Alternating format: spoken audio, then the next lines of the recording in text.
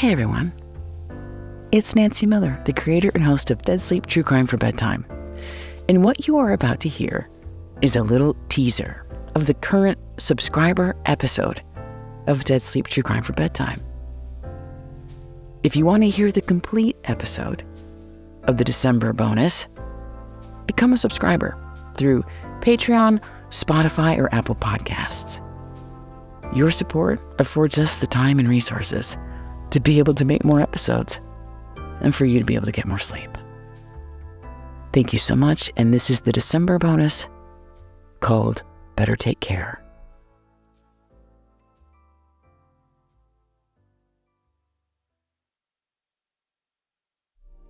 Welcome to Dead Sleep's December bonus episode for paid subscribers. Thank you so much for supporting Dead Sleep. You keep an ad-free, independent show alive and thriving. I'm Nancy Miller. Let's get started. We spent the last few episodes putting a spotlight on dark and dangerous men. Men whose reason for being is to destroy the lives of women.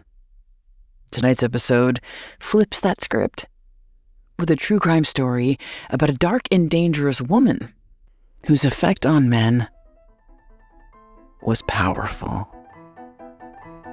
Something about this woman was just so alluring, quite literally intoxicating. She had a way of getting under a man's skin. If you were lucky, she left you for someone else. If you were unlucky, she left you for dead. Some saw her as a queen, others a monster. But was she a murderer? That's the question at the heart of this episode. A cautionary tale from over 40 years ago that is as painfully relevant today as ever. And as always, there are no graphic depictions of violence in Dead Sleep, but there is mention of drugs, a lot of drugs, so please be aware while listening. This is a mystery about the deadly temptations in Tinseltown, a story that starts in one of the least glamorous places on earth, the cluttered desk of a journalist in Washington, D.C. It was the summer of 1982 when a reporter named Bob Woodward picked up the phone. On the other end of the line was a woman named Pamela Jacklin. Pamela Jacklin was calling in regards to her brother-in-law, who died 3 months earlier from a drug overdose. But Pam, she and her family, they had a lot of unanswered questions, including whether or not her brother-in-law's death was indeed accidental, as the police said, or if there was more to the story. Could Mr. Woodward look into it? Bob Woodward was a political reporter, one of the most famous in the world. One half, the Robert Redford half, of Woodward and Bernstein, best known for All the President's Men, the book and movie starring Redford and Dustin Hoffman, considered to be the greatest reporting story of all time. His work helped bring down a president, President Nixon, and it earned Woodward, Bernstein, and the Washington Post a coveted Pulitzer-prize, the highest reporting honor there is. And maybe that's why this woman, Pamela Jacklin, was calling Bob Woodward. It was one of the few journalist names that most people knew. Bob listened as this woman told him some key facts about her brother-in-law. That he was found dead in a Hollywood hotel room, that he was a performer, and that his name was John Belushi. Bob didn't know much about show business, but he knew who John Belushi was. A comedian poised to be one of the greatest of all time.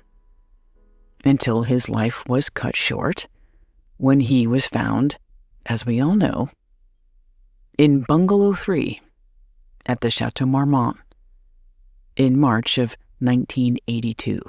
Woodward wondered what he could possibly have to add to that story. Here was a celebrity known for his drug use who was found in a hotel and he'd overdosed on drugs. It was a tragedy, but it wasn't a mystery. But his family thought otherwise. Yes, they had no illusions that John was addicted to cocaine and had been for years. But his cause of death was toxicity from a heroin overdose. And the medical examiner had found fresh needle marks in his arm. And anyone who knew John Belushi knew he was terrified of needles. So someone did that to him. The people who loved John were frustrated. They believed the police didn't care. And whoever did this was going unpunished. But Pam and John Belushi's widow, Judy, they did care. They needed to know what really happened that night. What led to her brother-in-law's death? And who, if anyone, was responsible? Bob Woodward was 41 years old. He wasn't much into pop culture or rock and roll. He'd seen Saturday Night Live, the show that made John Belushi famous, but he wasn't the target demo for the movies like Animal House and The Blues Brothers, films that made John a star. Then again, back in 1972, he didn't know much about the White House either. He and Bernstein basically learned on the job. When the Watergate scandal happened, Bob was just starting out. He'd only been at the Washington Post for 9 months. And his assignment was to look into a break-in, a burglary. It had just so happened to lead to something much, much bigger. As John Belushi's sister-in-law continued, Bob was intrigued. As it turned out, the Washington Post was contending with a drug scandal of its own. By 1982, Bob had been promoted and he was a top editor at the Washington Post. He led a team of younger reporters and editors, which led to a serious problem. Back in 1980, the newspaper had published an article called Jimmy's World, a devastating story about an 8-year-old heroin addict living in Washington, D.C. Jimmy's World won a Pulitzer-prize, only for that prize to be returned a year later in 1981 because the reporter, a woman named Janet Cook, admitted that she'd made up the whole story, that there was no Jimmy, and nothing in that piece was real. But this wasn't just an issue of one reporter lying. There was an overall pressure for young reporters to do whatever it took to get the biggest, best, most hard-hitting story. A fierce competition to be the next Bob Woodward. I was an editor for years, and the relationship between a writer and editor, it's built on trust. A great writer is like an elite athlete, and as the editor, you're their coach. You're there for them, you believe in them, you stand by them. But if something goes wrong, it's on you. This incident tarnished the Washington Post's reputation. It also revealed a serious problem with the culture at the Washington Post. That there were at least 10 people involved in putting that article together, and how people who suspected that there might be something off about that story, they didn't want to say anything. They just followed orders. And the results were disastrous. Maybe with this John Belushi story, there was an opportunity for redemption. This could maybe not erase the disaster that happened with having to return the Pulitzer Prize, but it could help repair the damage to the Washington Post and earn its reputation back as a newspaper with the kind of access and storytelling power that might earn them another award, or at least earn back public trust. Bob Woodward was a journalist. He wasn't Sherlock Holmes, and he wasn't there to play detective and catch someone red-handed. But he was willing to do the reporting necessary to find out what happened. John Belushi's family promised him access to everyone that John knew, and they also promised they'd stay out of his way. He would tell the truth and reveal it all. And he and his team of researchers would spend the next year or so interviewing nearly 300 people. This included a star-studded cast of A-listers, interviews with 80s icons, including Steven Spielberg, Carrie Fisher, Robin Williams, Penny Marshall, Jack Nicholson, Robert De Niro. Wait, not Robert De Niro, even though Robert De Niro features prominently in the final days of John Belushi. Robert De Niro actually refused to speak to Bob Woodward for reasons you might understand later in the episode. The result of Bob Woodward's reporting would become a book published in September of 1984 with a kind of tacky title. It was called Wired: The Short Life and Fast Times of John Belushi. But even after all of that reporting work by the best journalist in the world, there was a final chapter, a stunning reveal that nobody, not even Bob Woodward, could have predicted.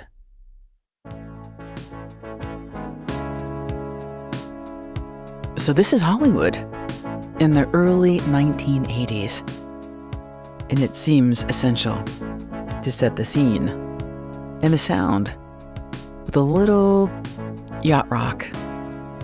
Of course, that wasn't what it was called back then. It was just great music, the best music. Because LA had the best of everything. The best movie stars, the best rock stars, the best drugs.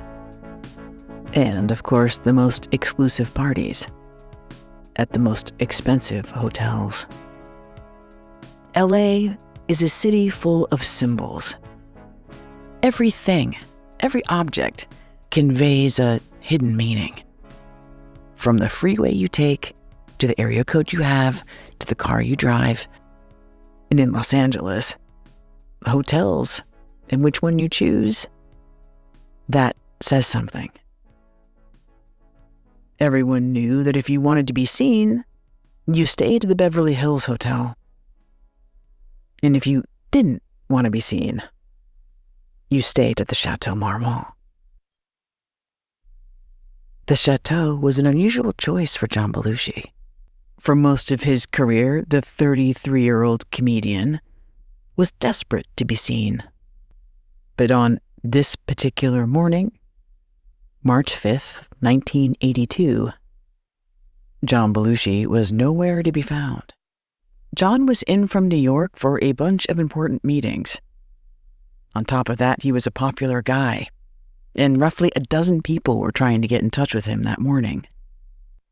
This included Robert De Niro.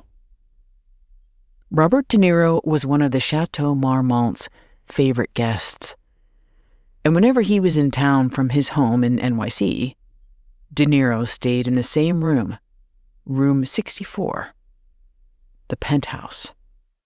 From his penthouse, De Niro couldn't see John Belushi's room, a private bungalow on the Chateau Marmont property, off the street and near the back.